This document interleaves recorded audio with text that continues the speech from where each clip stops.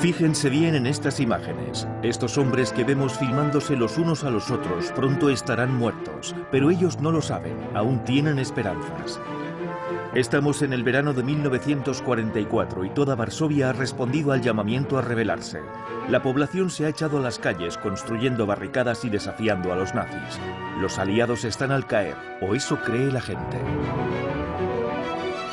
De hecho, su aliado más cercano es Rusia, el antiguo agresor convertido en salvador por los caprichos de la guerra y sus alianzas cambiantes. Se espera con ansiedad a los rusos y a la vez se teme su llegada. En realidad no vendrán nunca. Esta gente está condenada a muerte. Mientras tanto luchan, esperan, aguantan y todavía se permiten soñar, como cuando se enteran por la radio de la liberación de París. Y no paran de filmarse hasta el final, como si presintieran que tienen que dejar un testimonio de lo que está a punto de suceder. Fíjense bien en estas imágenes, porque casi todo el mundo ha olvidado lo que nos muestran: el alzamiento de Varsovia.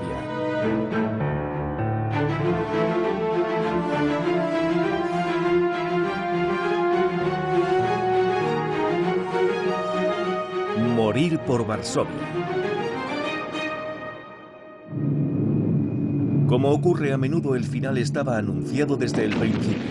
La Segunda Guerra Mundial comenzó aquí mismo, en Polonia, el 1 de septiembre de 1939, cuando un buque alemán, el Schleswig-Holstein, bombardeó las posiciones polacas desde el mar Báltico.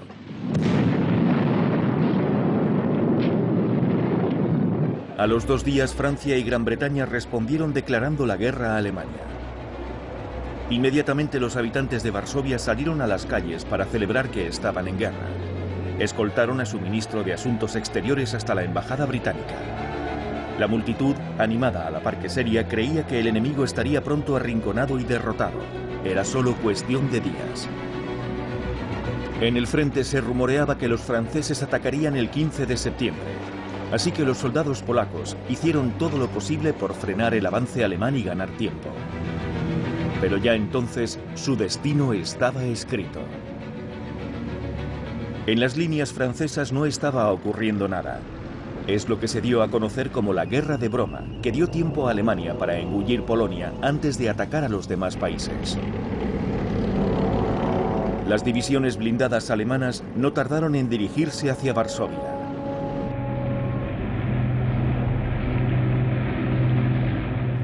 Hitler solo tuvo que esperar tranquilamente a que Varsovia, asediada y en llamas, fuese machacada por la Luftwaffe.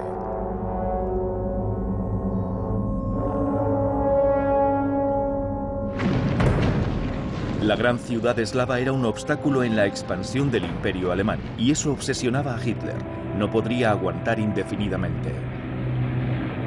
Primero cayó el oeste de Polonia y poco después 500.000 de soldados del Ejército Rojo la invadieron por el este, siguiendo el pacto germano-soviético del 23 de agosto de 1939, que fijaba el reparto de Polonia entre Alemania y la Unión Soviética. El general alemán Heinz Guderian tuvo su primer encuentro con el ejército soviético en Brest-Litovsk.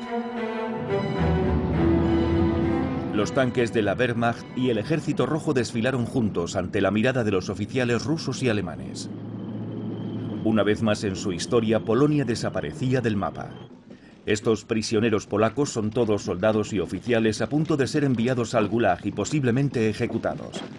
Debió de ser entonces cuando un tal comandante Solsky escribió sus últimas palabras en su diario. El día ha empezado de una forma horrible ya al amanecer. Nos están llevando a algún lugar del bosque y nos han cacheado a conciencia. Me confiscaron mi reloj que indicaba las 8:30, así como mi anillo, unas pocas monedas, mi cinturón, mi navaja. El país estaba desmembrado. Sovietización en el este, anexión al Tercer Reich en el oeste. El centro del país ya ni siquiera se conocía como Polonia, sino como el gobierno general. El objetivo de Hitler en Polonia, la política del espacio vital, era crear una zona inmensa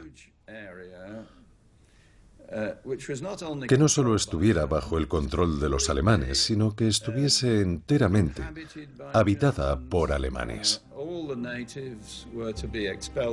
Todos los nativos serían expulsados o masacrados, y ese era su objetivo, la razón por la que atacó en el este. quería apoderarse del este de Europa y germanizarlo. Era una política racial. La parte no anexionada de Polonia estaba controlada exclusivamente por los alemanes. Cracovia se convirtió en su capital. El abogado nazi Hans Frank fue nombrado gobernador. Su misión era transformar toda la zona en un almacén de productos agrícolas, convertir a la población en mano de obra destinada a la industria de guerra, eliminar a los intelectuales, cerrar las escuelas y universidades y amordazar al clero. Polonia desapareció de facto. Todo aquel que se quedara y se empeñara en pensar o resistir estaba condenado a muerte. La Polonia ocupada no era como la Francia de Vichy. La Polonia ocupada estaba gobernada por las SS. Los soldados alemanes podían matar en el acto a cualquier persona, por cualquier tipo de delito menor. Y en primera línea estaban los judíos, una antigua comunidad que constituía casi un 10% de la población del país. Primero se les obligó a llevar unos brazaletes blancos con la estrella de David, y pronto fueron trasladados a unos barrios que les estaban reservados. Aquí los vemos en las calles de Cracovia, transportando las pocas pertenencias que les quedan al perímetro que les acaban de imponer. Luego las puertas de los guetos serían cerradas a cal y canto. El gobierno legítimo de Polonia, la cúpula militar y todos los combatientes que pudieron huir buscaron refugio en Francia. Deseaban algo más que venganza. Querían asegurar la continuidad del Estado polaco. Desde el exilio el gobierno formó un ejército bajo el mando del general Sikorski con la misión de continuar la lucha junto a los franceses. Además de los soldados que habían huido a Francia, había miles de inmigrantes polacos trabajando allí que se alistaron rápidamente. Pero entonces se produjo la derrota de Francia y los polacos tuvieron que huir de nuevo, esta vez a Gran Bretaña, el único territorio desde el que podían seguir combatiendo. Sikorski se instaló en Londres y formó un nuevo ejército bajo la tutela de las fuerzas británicas. Esta vez la batalla se libró en los cielos. Los pilotos polacos no tardaron en ganarse una gran reputación. En agosto de 1940 formaron 4 escuadrones de bombarderos y 2 de cazas. Llegaron a abatir más de 200 aviones alemanes. Los polacos formaban la mayor fuerza de combate extranjera en Gran Bretaña. Sumaron victorias y medallas. En algunos casos volaban hasta Polonia para transportar enviados diplomáticos. En palabras del aviador Jan Sumbach, éramos como una gran familia con un único sueño: derrotar a los alemanes, liberar nuestro país y volver a casa. Política y militarmente, Polonia seguía existiendo, pero por el momento lejos de su territorio. No había una estructura de colaboración con los alemanes en Polonia. En Polonia, el gobierno en el exilio tenía sus propios enviados diplomáticos y sus propias estructuras dentro del territorio nacional. El símbolo de la resistencia comenzó a hacerse ver en los muros de las paredes polacas. Polska walczy, es decir, Polonia contraataca. El país no tenía armas ni capacidad para emprender una operación militar digna de tal nombre, pero sí contaba con muchos voluntarios que solo había que organizar bajo el estandarte del gobierno en el exilio. Y ya habían empezado a filmarse los unos a los otros.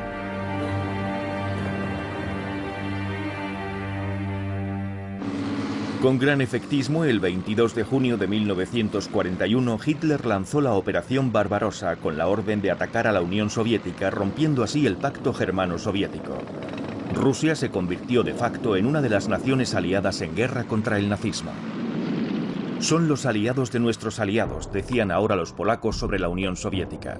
El gobierno de Sikorski no tenía más remedio que pactar con el diablo, que tan solo un año atrás había atacado su país. Ahora que las tropas alemanas avanzaban hacia Moscú, Stalin ya no tenía una posición de fuerza. Ahora había que liberar a los miles de soldados y civiles polacos detenidos por los rusos. Se formó un nuevo ejército polaco. El general Anders, que hasta entonces había estado detenido en la infame cárcel de Lubianka en Moscú, tomó el mando. Pero faltaban unos 30.000 oficiales polacos capturados por los rusos. Anders no se hacía ilusiones sobre su destino ni sobre el nuevo pacto con los soviéticos. Evacuó a todos los hombres que pudo hacia Oriente Medio y se incorporó a las fuerzas británicas. Poco después, los polacos desfilaban en el desierto iraní, demostrando que la República de Polonia no se había rendido bajo ningún concepto. Las sospechas de Anders no tardaron en confirmarse. En abril de 1943, los alemanes descubrieron en Katyn, cerca de Smolensk, unas fosas comunes con los cadáveres de 4.300 oficiales polacos. Exhumaron los cuerpos delante de la Cruz Roja, así como representantes de los países neutrales y prisioneros de guerra británicos y americanos.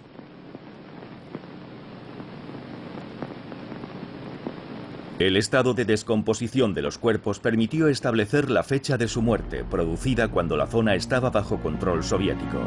No cabía duda sobre quién había cometido el crimen. Es muy posible que estas imágenes ayudasen a la máquina de propaganda alemana, pero para los polacos supusieron un trauma del que aún no se han recuperado. La gente mejor informada lo tenía claro. Se trataba de un crimen en masa cometido por la policía secreta de Stalin. Sin embargo, los soviéticos aseguraban que era un crimen perpetrado por los alemanes. Y cuando el gobierno polaco acudió a la Cruz Roja Internacional, se rompieron las relaciones diplomáticas entre la Unión Soviética y el gobierno polaco en el exilio en Londres. Stalin rompió las relaciones con el gobierno polaco en el exilio en Londres. Y la verdad es que en cierto sentido le venía muy bien, porque estaba mintiendo sobre Katyn y los aliados tenían que fingir que le creían, aunque todo el mundo conociera la verdad. Sobre todo, ahora no tenía ningún vínculo con el gobierno legítimo de Polonia y podía apoyar al futuro Comité Polaco de Liberación Nacional, el CPLN. Quería formar un gobierno comunista tras la liberación de Polonia, liberación que Stalin veía en realidad como una liberación-ocupación.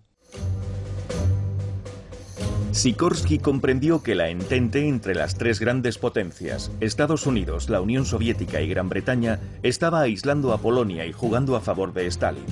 El gobierno en el exilio trató a toda costa de hacer oír la voz del pueblo polaco. Sobre todo ahora que había un ejército nacional que la respaldaba en territorio polaco. En los bosques y las zonas rurales, la resistencia, el Armia Krajowa o AK, estaba ya organizada y plenamente operativa. Se entrenaba duro preparándose para ser una fuerza decisiva en la liberación. Y fue el AK el que llamó la atención del mundo sobre lo inimaginable. Un miembro del AK, Jan Karski, logró llegar a Londres en octubre de 1942 e hizo un informe sobre el exterminio de los judíos. Su informe se convirtió en un documental y se encomendó a Karski la misión de informar a los aliados.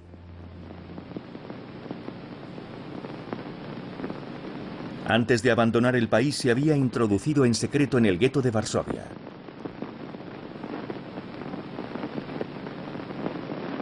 Había presenciado el horror, los niños famélicos, los lamentables trapicheos para sobrevivir, las redadas y las deportaciones a los campos de Belzec, Sobibor, Treblinka, Auschwitz y Birkenau.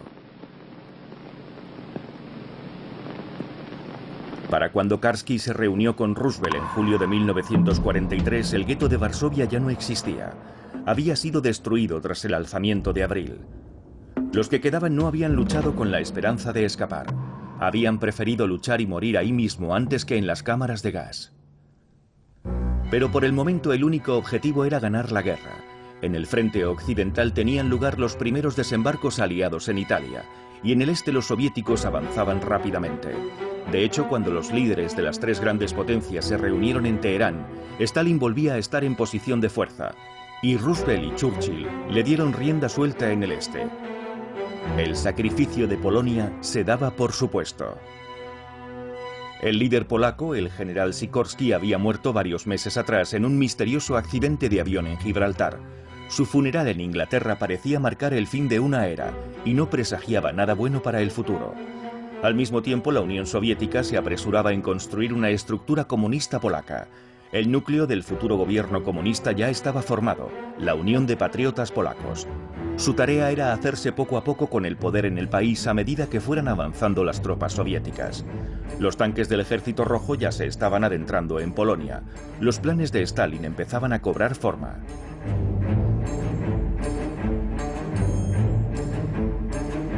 Aquello había cogido desprevenido al Ejército Nacional Polaco, que se vio obligado a avanzar a la zaga de los rusos. En Vilna y Leópolis las dos fuerzas combatieron codo con codo.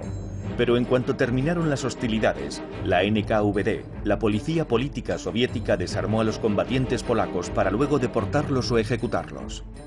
El AK combatió junto a los soviéticos para tomar esas ciudades. Una vez liberadas, los soviéticos arrestaron, desarmaron, deportaron o sencillamente mataron a los combatientes polacos del AK. Tras cada avance soviético, los polacos leales a Stalin ocupaban el espacio liberado.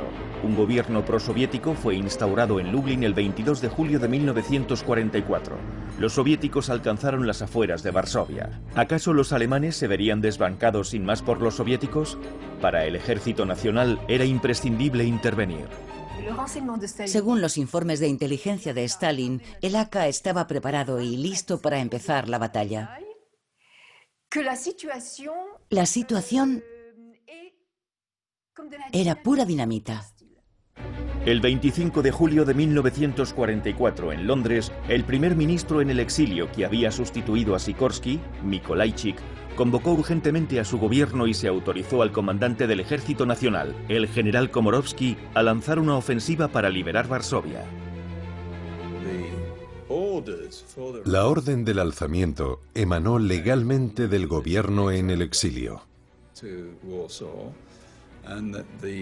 Los dirigentes del Ejército Nacional solo decidieron el momento en el que estallaría, pero no tomaron la decisión política sobre si era o no oportuno. Improvisando a la desesperada, el primer ministro partió hacia Moscú para intentar convencer a Stalin de apoyar el alzamiento. Era su última oportunidad. El Ejército Nacional no aguantaría mucho tiempo sin su respaldo. Por otro lado, la decisión del gobierno no contaba con el apoyo unánime de todos los oficiales polacos. El general Anders, que por aquel entonces estaba luchando en Italia junto a los aliados, se oponía a la decisión. Escribió: «Dadas las condiciones actuales, me opongo categóricamente a un alzamiento generalizado, que solo puede conducir a cambiar una fuerza ocupante por otra».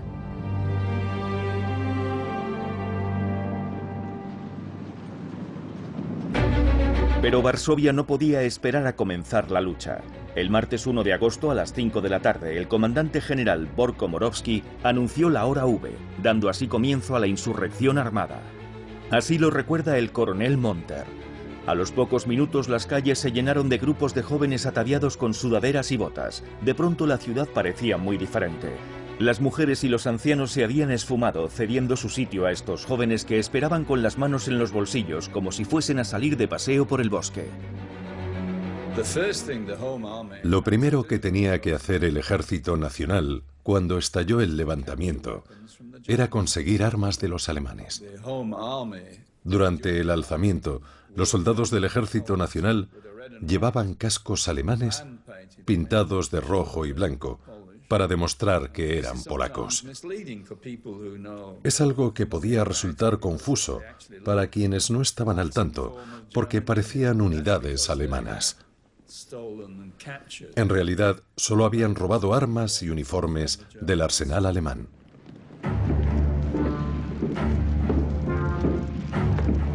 Los polacos no eran superiores numéricamente, pero constituían una fuerza de unos 40.000 combatientes, y cogieron a los alemanes por sorpresa.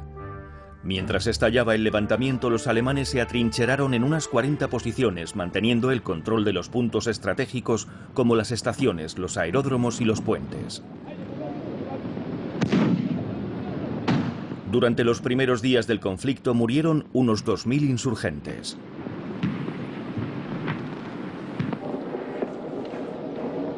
La población empezó a prepararse para la contraofensiva alemana. Arrancaron los adoquines de las calles, desmantelaron las vías de tren, sacaron los muebles de las casas y extrajeron tierra y arena de los sótanos para construir barricadas. Cavaron trincheras para poder protegerse del fuego enemigo, pero también a modo de trampas antitanques. Todo el mundo echó una mano. Creían que bastaba con aguantar unos pocos días para que en Moscú el primer ministro lograse convencer a Stalin de enviar unas tropas de refuerzo. Desde los primeros días del levantamiento, la población organizó sus necesidades diarias más básicas. Los hombres llevaron a cuestas azúcar, sémola y otros productos de primera necesidad al casco antiguo que pronto quedó colapsado. Tenían provisiones para 3 semanas. Organizaron un sistema de distribución y filmaron todo el alzamiento. Filmaron 30.000 metros de película y el primer pase público tuvo lugar en un cine de Varsovia, el Palladium, el 15 de agosto. Era como mirarse en un espejo.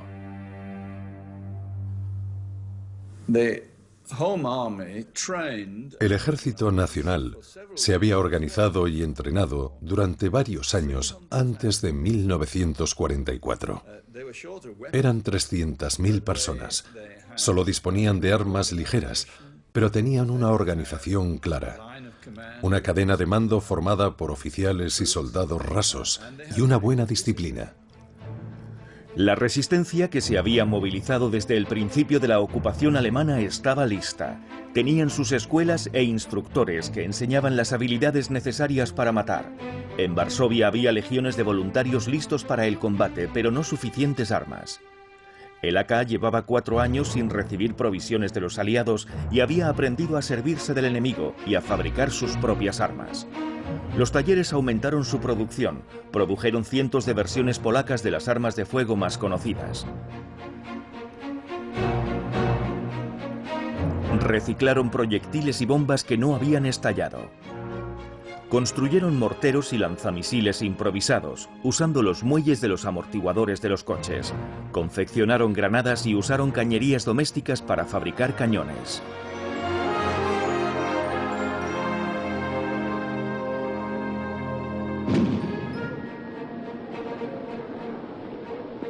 Un emisario especial enviado por el gobierno en el exilio, Jan Jesoransky, recuerda la excitación de aquellos días.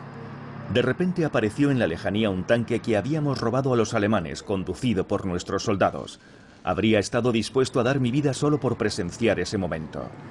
El 5 de agosto un tanque alemán conducido por los insurgentes y ahora con los colores del ejército polaco se abrió paso en el campo de trabajos forzados de la calle Yencha.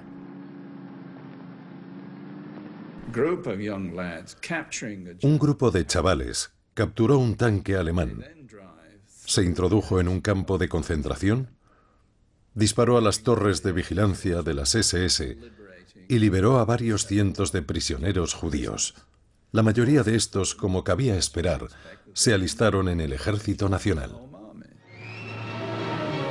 Pero esa misma fecha, el 5 de agosto, marcó el inicio de una vasta contraofensiva alemana.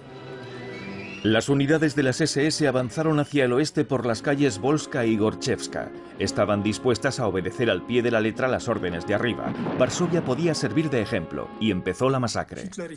Hitler y Himmler decidieron matar al 1.000.000 de habitantes que quedaban y borrar Varsovia del mapa. Durante varios días se obedeció esa orden al pie de la letra en una parte de la ciudad, Wola. Durante ese periodo mataron a decenas de miles de personas. Se encomendó esa misión a los comandos especiales, especializados en las matanzas en masa y liderados por el jefe de brigada de las SS, Oskar Dirlewanger, famoso por su sadismo y su crueldad.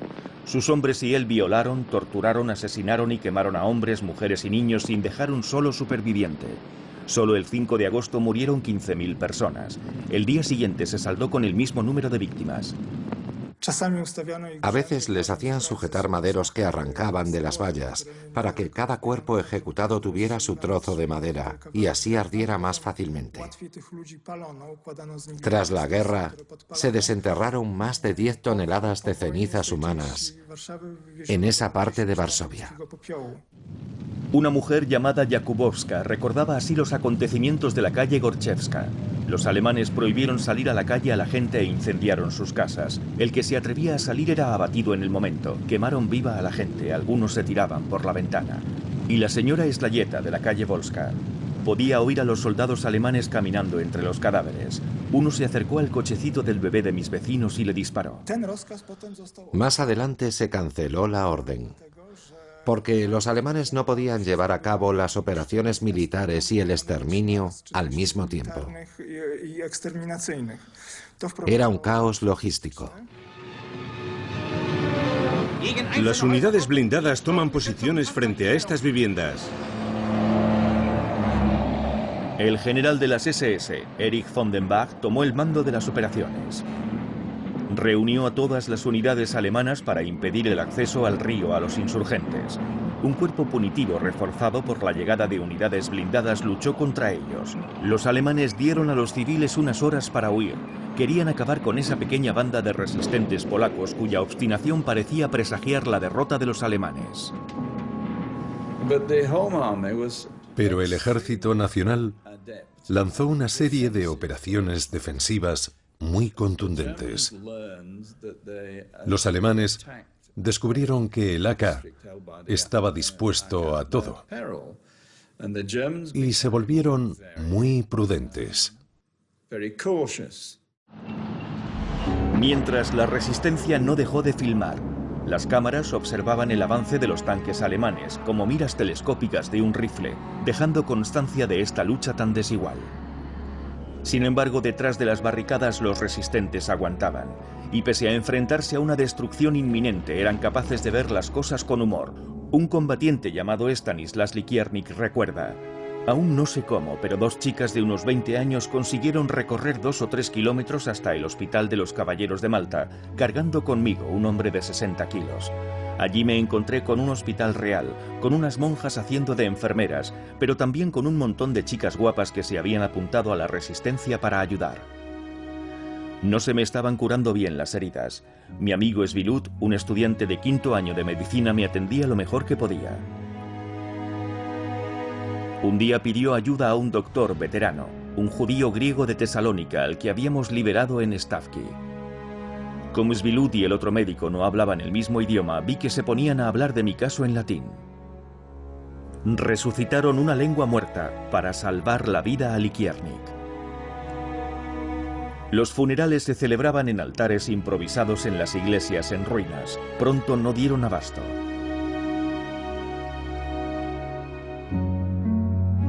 Cuando se quedaron sin ataúdes, tuvieron que enterrar los cuerpos envolviéndolos con sábanas.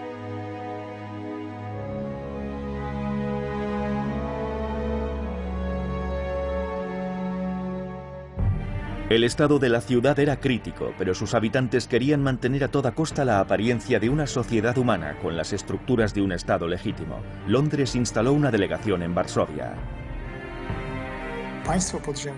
El estado clandestino incluía a todas las fuerzas políticas de la Polonia de antes de la guerra, salvo a los comunistas, naturalmente. Había gente de izquierdas y de derechas, y también progresistas, y formaron un parlamento clandestino con su propio gobierno. En cuanto a autoridad legítima de la República, la sede del gobierno se encontraba en Londres, obviamente. Pero había delegados trabajando aquí para el Estado en la clandestinidad. Por primera vez desde 1939, la República de Polonia estaba promulgando leyes oficialmente en Varsovia. Todas las corrientes políticas tenían sus propias publicaciones. La dirección del alzamiento permitió incluso que los comunistas publicasen textos críticos con el propio alzamiento. En ese sentido, aquí hubo una democracia real que funcionó durante 2 años. En la capital condenada se publicaban 167 diarios y periódicos. El servicio de correos corría a cuenta de unos jóvenes Boy Scouts. El correo conseguía pasar de un barrio a otro, aunque tuviera que atravesar las líneas alemanas. Se organizó una red de telecomunicaciones pasando cables a través de las alcantarillas y se colocaron altavoces por toda la ciudad para emitir los anuncios más importantes. Dentro de la ciudad reinaban una libertad de expresión y un espíritu democrático fuera de lo común.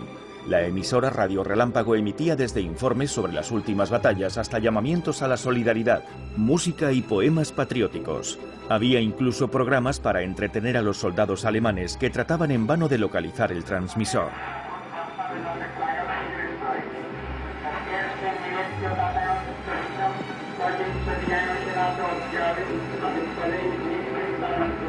También había un programa en inglés, reproducido a menudo por las emisoras de Londres. Pero lo que esperaba la población ante todo eran noticias de Moscú. Las barricadas no podrían aguantar mucho más tiempo. ¿Lograría por fin Mikolajczyk convencer a Stalin de intervenir? Mikolajczyk regresó a Londres abatido con las manos vacías. Había suplicado a Stalin que enviara de inmediato armas a los insurgentes. La respuesta de Stalin fue que la ayuda estaba al caer, pero no especificó cuándo ni en qué forma. Estaba ganando tiempo. Con un extraordinario cinismo, Stalin concluyó que, a fin de cuentas, lo que más le interesaba era esperar a que los polacos de Londres fuesen derrotados y exterminados en Varsovia por los alemanes, antes de que el ejército soviético entrase en Varsovia. Los mariscales soviéticos se planteaban la posibilidad de tomar Varsovia y probablemente entrase en sus planes. Pero el factor determinante fue Stalin, sus deseos y objetivos políticos. A su modo de ver, los 40.000 valerosos combatientes del AK, el gobierno clandestino y sus líderes políticos, y la burguesa Varsovia en su totalidad, tenían que ser borrados del mapa. Churchill era consciente del doble juego de Stalin y quería ayudar a los polacos. Desde las primeras semanas del alzamiento, los aviones británicos habían tratado de enviarles armas y provisiones por paracaídas, pero al pasar por Alemania se exponían al fuego antiaéreo de los nazis y sufrieron pérdidas considerables. La Unión Soviética trató de imposibilitar sus misiones. El 12 de agosto, Wyszynski, el fiel emisario de Stalin, declaró su oposición a que los aviones aliados usaran los aeródromos soviéticos para aprovisionar la capital polaca. Afirmó lo siguiente: la Unión Soviética no desea verse involucrada en la aventura de Varsovia. Los bombarderos británicos y americanos que ahora despegaban desde Italia estaban más o menos seguros de embarcarse en una misión solo de ida. Pero la resistencia polaca seguía esperando. Por la noche encendían hogueras para guiar a los aviones aliados. Ya habían renunciado a recibir ayuda de sus presuntos aliados soviéticos. Los americanos, por ejemplo, despegaban en Gran Bretaña, sobrevolaban Alemania y aterrizaban en Ucrania, en la Unión Soviética, cerca de Poltava.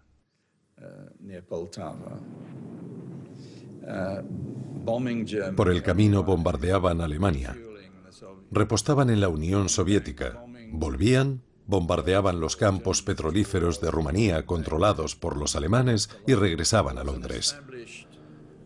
Había un circuito establecido.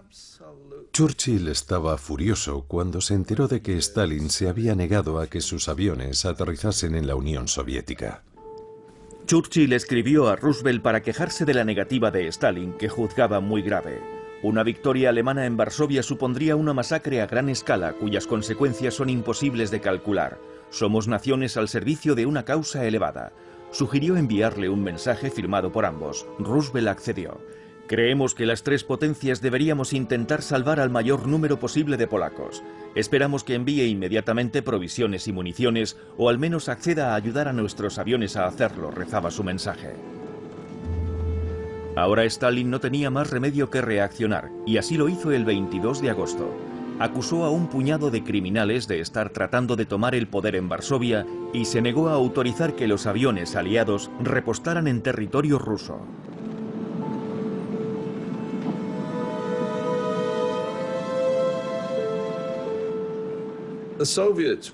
Los soviéticos no solo estaban impidiendo aterrizar a los aviones británicos, llegaron a dispararles. La tripulación australiana de uno de esos bombarderos tuvo que tomar una decisión. ¿Qué hacemos? ¿Volvemos de Varsovia pasando por territorio soviético o sobrevolamos el Reich? Y todos los tripulantes del avión votaron a favor de sobrevolar el Reich.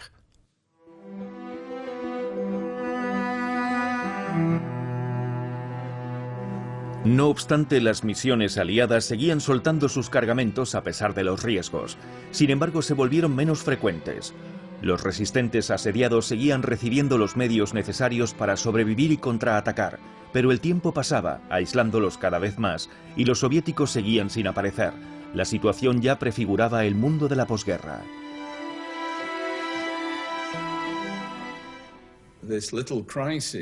Esta pequeña crisis a principios de agosto de 1944 fue el comienzo de la Guerra Fría.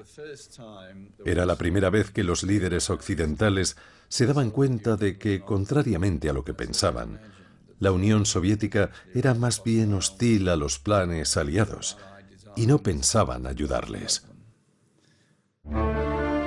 Así pues, los resistentes polacos, movidos por una rabia nacida de la desesperación, decidieron lanzar un ataque contra los soldados de la Wehrmacht, hacinados en los sótanos del principal edificio de telecomunicaciones de la ciudad. Los insurgentes rodearon el edificio. Llevaban los cascos del enemigo y empuñaban sus lanzallamas, aunque usaban unos brazaletes blancos para identificarse como insurgentes. Sus otras armas eran robadas, caseras o les habían llegado en paracaídas.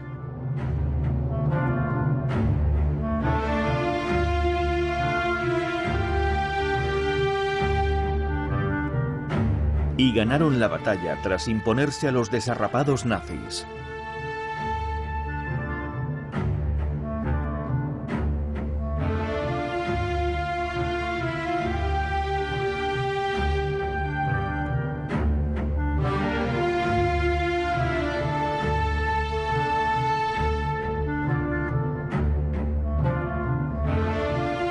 Desde las ventanas rotas de los edificios circundantes, la población asistió al desfile de los prisioneros alemanes, pero la alegría del momento no presagiaba en absoluto la victoria.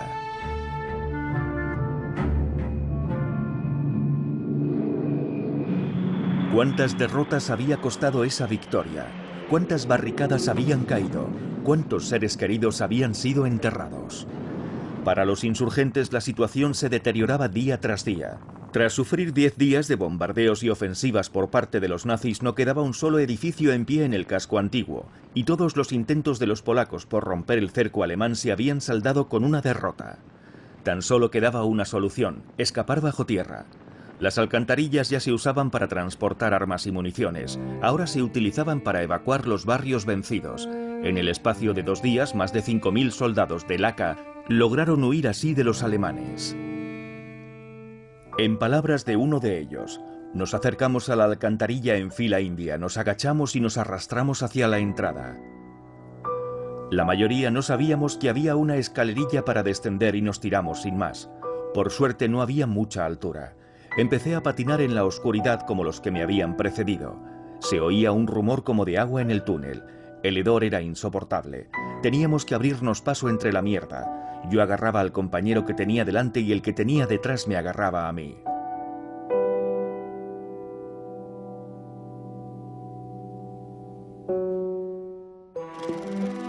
Salir de las alcantarillas era como volver a nacer. Tras emerger de las entrañas de la ciudad, los insurgentes se aseaban y rehacían su vida en un barrio que aún no había caído. En estas imágenes la cámara se recrea en los cuerpos y los rostros de los más jóvenes, los más apuestos, los héroes de la guerra, aquellos que aún eran lo bastante jóvenes como para albergar alguna esperanza. Tenían entre 15 y 23 años, habían nacido justo después de la Primera Guerra Mundial. La noción que tenían de la paz y de su país recién independizado era algo frágil, y todavía no habían dejado atrás su infancia. Jugaban y se divertían, posaban con sus armas y se amaban haciéndose promesas de futuro mientras aún podían. Pero su única ambición era seguir vivos al día siguiente, aunque a su edad nadie se conforma con el mañana.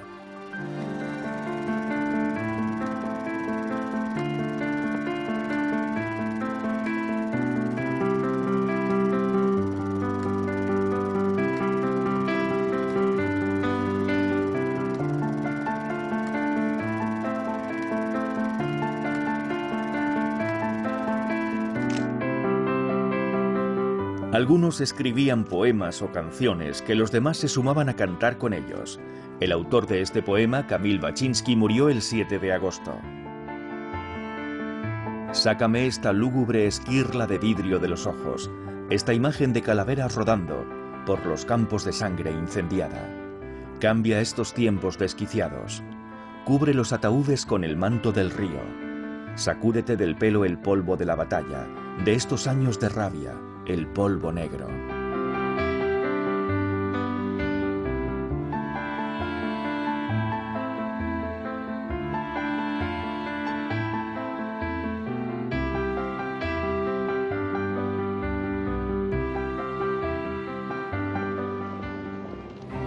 En el corazón asediado de Varsovia, una ciudad en ruinas, seguía sobreviviendo mucha gente, combatientes, mujeres que aún se preocupaban por su apariencia y niños. La mayoría había desobedecido la orden de los alemanes de evacuar la ciudad, y al igual que los soldados del AK, estaban en el punto de mira de los nazis. Los proyectiles alemanes no se preocupaban demasiado de dónde aterrizaban. Todo escaseaba: la comida, la electricidad, los medicamentos y el agua. En la ciudad tambaleante, una cadena humana lograba salir adelante. Privada de provisiones frescas, la población no se rindió, sino que se organizó para eludir su destrucción inminente.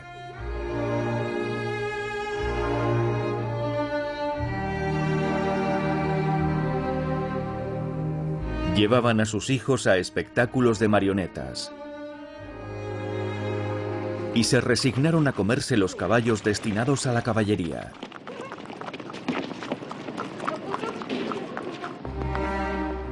En palabras de Sofía Borowiecka, la escasez de comida era cada vez peor.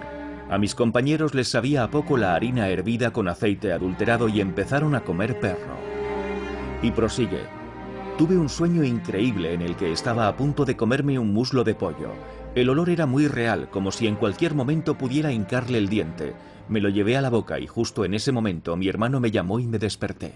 Se agotaron las provisiones, pasaron 3 semanas y la radio anunció que París acababa de ser liberada.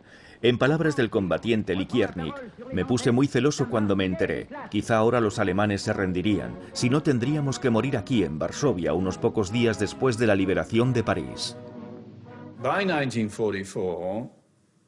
En 1944, era evidente que Hitler estaba perdiendo la guerra.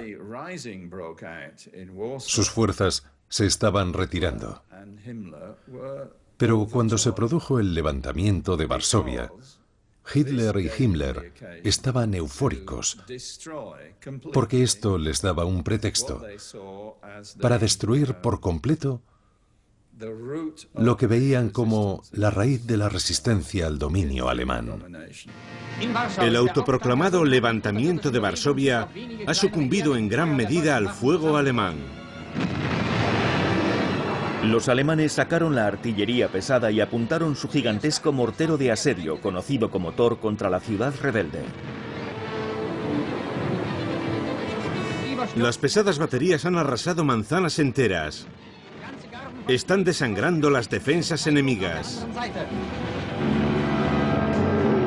Los proyectiles de 2 kilos y 200 gramos empezaron a llover uno tras otro sobre la ciudad. Las incursiones aéreas de los bombarderos terminaron el trabajo. Era un diluvio de fuego y bombas. Hitler no solo ordenó la aniquilación del ejército nacional, también de la población civil. Varsovia se convirtió en una luz de ladrillos y piedras. Todo se venía abajo: las plantas superiores de los edificios, las fachadas y el pasado. Los habitantes solo podían observar impotentes cómo se oscurecían los cielos. No tenían forma de contraatacar y los rusos no les proporcionaron la menor cobertura aérea. Andrei Bobkovsky escribía: Varsovia se ha convertido en el infierno sobre la tierra. Toda la población lucha por sobrevivir, mientras los rusos se conforman con mirar. En cuanto los alemanes hayan masacrado al último polaco, los rusos ocuparán la ciudad. El 29 de agosto, como si presintieran que se acercaba el fin y desearan brindar protección a los combatientes de Varsovia, Gran Bretaña y Estados Unidos declararon que el Ejército Nacional Polaco formaba parte de las fuerzas aliadas. Así lo recordaba Bárbara Borownicka.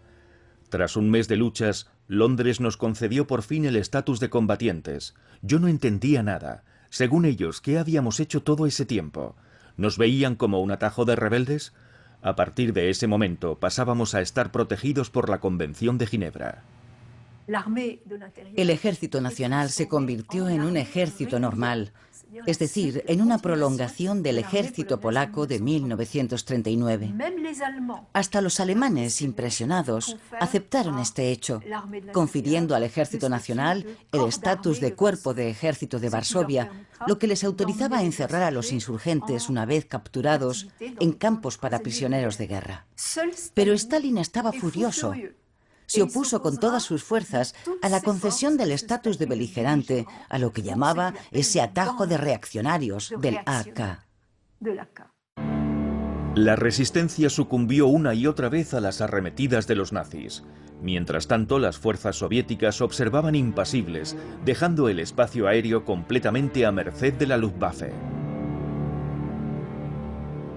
Hubo que esperar hasta el 10 de septiembre para que los rusos se pusieran en movimiento en el distrito de Praga, en el este de Varsovia. Pronto alcanzaron la orilla del Vístula, a tan solo unos metros de los últimos resistentes, ahora en las últimas. Los rusos autorizaron a avanzar a varios regimientos de polacos prosoviéticos, pero el intento resultó ser un fiasco.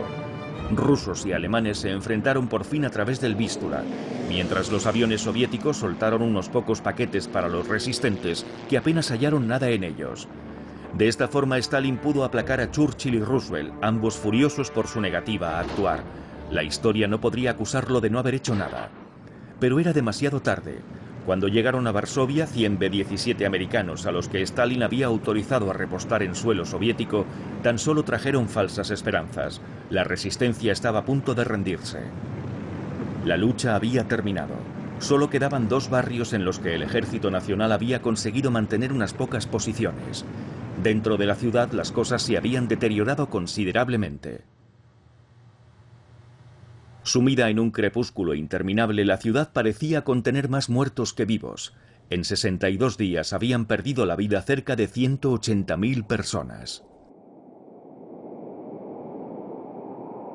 El 2 de octubre, los últimos resistentes que habían sobrevivido se rindieron. La noche anterior, a las 8, la radio de Varsovia emitió su último comunicado al mundo. Esta es la cruda verdad. Nos han tratado peor que a los estados satélite de Hitler, peor que a Italia, peor que a Rumanía, peor que a Finlandia, y concluyó la emisión con el himno del alzamiento, la Varsavianka, antes de destruir el transmisor.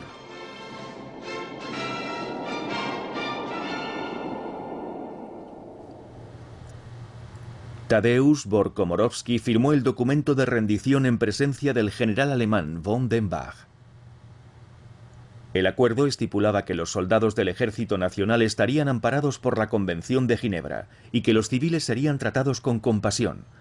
Los insurgentes y sus líderes tendrían que entregar las armas y abandonar la ciudad en formación. Desfilaron en orden, como el ejército que eran, entregando sus armas uno tras otro. Hitler ordenó que se vaciara Varsovia. Los cientos de miles de supervivientes del levantamiento fueron deportados. 600.000 de ellos pasaron por el campo de transición de Pruskov, una pequeña ciudad a las afueras de Varsovia. Algunos fueron directamente a Auschwitz y otros a campos de trabajos forzados. Estas masas de gente que emergían de las bodegas y los sótanos de Varsovia nunca habían dejado de esperar a sus salvadores, en vano.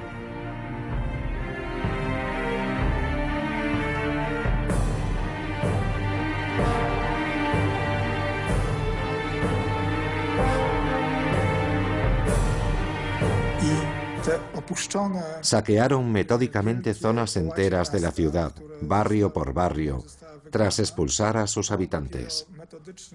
Y luego las incendiaron y las destruyeron. Es un caso único en toda la historia del siglo XX en Europa. Durante 2 meses el estruendo de las explosiones y las demoliciones siguió resonando a medida que los alemanes arrasaban con todo. Se habían retirado en otros lugares, pero aquí eran los vencedores. Mientras, al otro lado del río, los soviéticos observaban cómo reducían la ciudad a escombros. La profecía de Hitler se había materializado. Este es un objetivo que llevaremos a cabo. Vamos a destruir por completo esta ciudad, que se ha interpuesto en nuestro camino durante 800 años. Esto es lo que les interesaba. El destino de Varsovia podría compararse con el de ciudades como Corinto y Cartago, que fueron arrasadas por los romanos. Como dijo Hitler, Varsovia ha de ser un ejemplo aterrador para el resto de Europa. Tras la guerra, el régimen comunista polaco censuró toda la información sobre el levantamiento. Por ejemplo, no se erigió un solo monumento en Varsovia. La ciudad había sido destruida en un 90%, pero no hubo un solo monumento en Varsovia hasta 1989. Uno de los líderes de la resistencia polaca, Jan Stanislaw Jankowski, escribió: «Queríamos ser libres y no deber nuestra libertad a nadie más que a nosotros. Esta es la clave para comprender todo lo que ocurrió en el otoño de 1944. A ojos de Stalin y Hitler, ese fue el crimen de Varsovia». La capital de una importante nación europea dejó de existir durante varios meses, algo sin precedentes en la historia. Y la mayoría de nosotros ni siquiera hemos oído hablar de ello.